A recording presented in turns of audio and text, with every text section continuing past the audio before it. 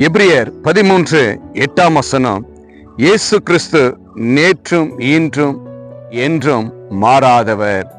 பிரியமான தேவச்சனமே, மாறாத தேவன் ஒருவர் என்றால் நம் ஆண்டவராகிய இரட்சகர் இயேசு கிறிஸ்து மாத்திரமே. இன்னைக்கு எல்லாருமே உங்க குடும்பத்துல உன்னை விட்டு விலகி போயிடுவாங்க. உங்க நண்பர் உங்களை விட்டு விலகி போயிடுவாங்க.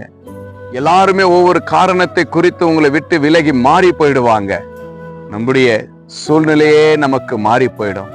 ஆனா ஆண்டவராகிய இரட்சகர் இயேசு கிறிஸ்து நேற்றும் இன்றும் என்றும் என்றென்றும் மாறாதவர். உங்களோடு இருக்க இயேசு வல்லவராய் காணப்படுகிறார்.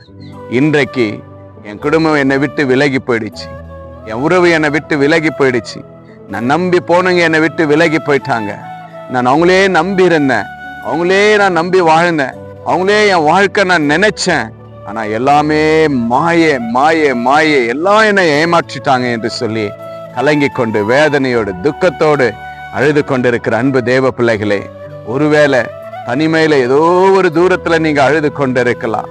உங்க அழுகையின் சத்தத்தை யாருமே கேட்கல என்று நீங்க நினைத்து கொண்டிருக்கலாம்.